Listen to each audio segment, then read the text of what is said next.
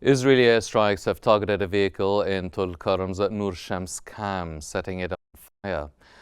Military confirmed the joint operation with the Shin Bet, during which the airstrike took place. Palestinian health sources reported 1 dead and 3 wounded in the attack. That comes as the occupied West Bank and Jerusalem continue to experience daily incursions and raids by Israeli forces and settlers, leading to confrontations, arrests and the use of live ammunition and tear gas.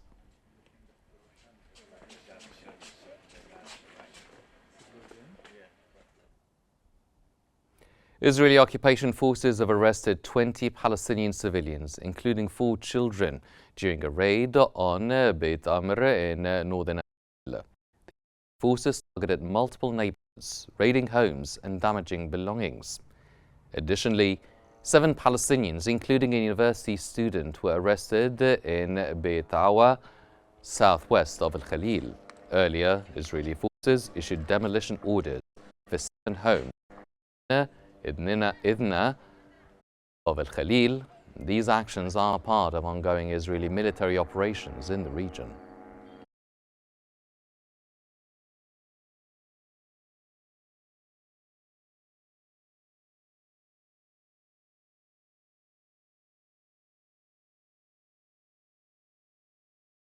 Middle East stability. That came in a foreign ministry statement where the ministry emphasized support for Palestinian resilience and rights, rejecting actions such as settlement expansion, annexation or displacement. Egypt urged the global community to implement the two-state solution, establishing a Palestinian state on the pre-1967 borders, including East Jerusalem, in line with international law and legitimacy.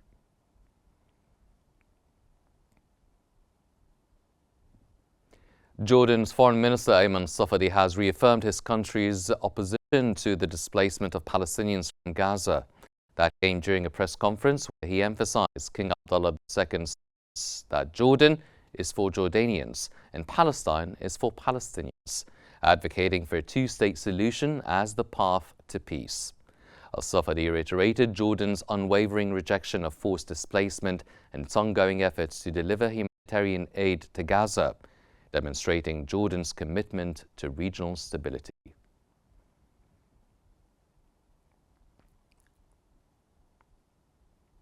Tens of thousands of displaced Palestinians began moving from central and southern Gaza back to the north in the early morning. That came after the agreements mediated by Egypt, Qatar and the US between Hamas and Israel. Al-Qahira News correspondent reported that Al-Rashid Street is now open for pedestrian movement only, while Salah ad-Din Street will allow vehicle traffic northwards. Humanitarian organizations urged adherence to designated routes and caution regarding all remnants.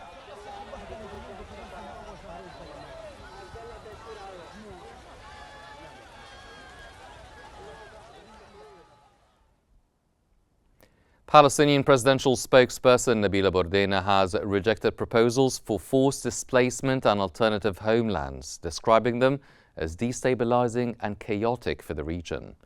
He emphasized that lasting peace must be based on international legitimacy and the Arab Peace Initiative.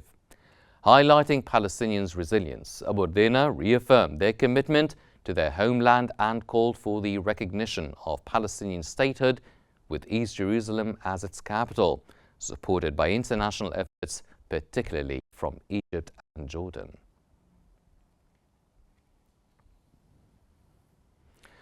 An Al-Qahira News correspondent on the Egyptian side of Rafah has reported that 14 fuel trucks entered Gaza from Egypt today. He confirmed that these fuel trucks are within the 308 trucks with medical and food supplies that have entered Gaza through the Karim Abu Salim and Al-Auja, known as Nitsana, border crossings in preparation to enter the Gaza Strip.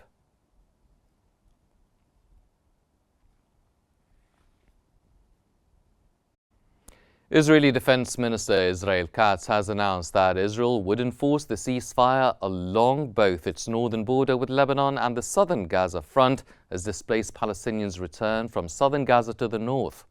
Katz warned that anyone violating orders or threatening Israeli forces would face consequences. He further claimed that Israel would not allow a return to the pre-October 7th situation.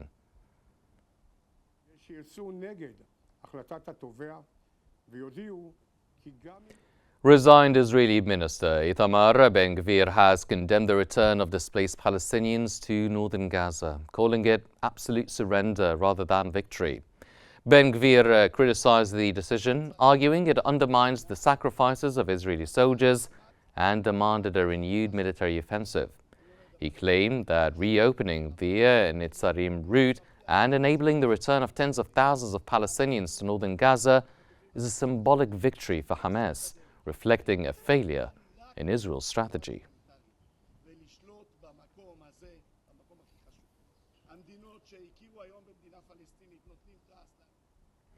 Indonesian President Prabowo Subianto and Malaysian Prime Minister Anwar Ibrahim reiterated their unwavering support for Palestinian independence during a joint news conference.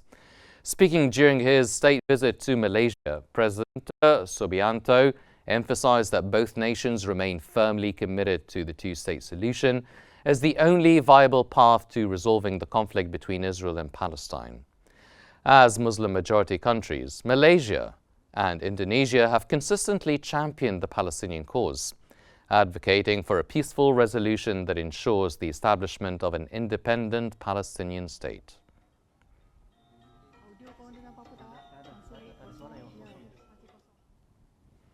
And moving on to the United States, where the Israeli Prime Minister's office has clarified that Prime Minister Netanyahu has not been officially invited to the White House. That came in response to the media reports suggesting a planned meeting with the US President Donald Trump on February 1st. The Israeli media reported that Netanyahu is expected to visit Washington from February 3rd to the 5th, pending final arrangements.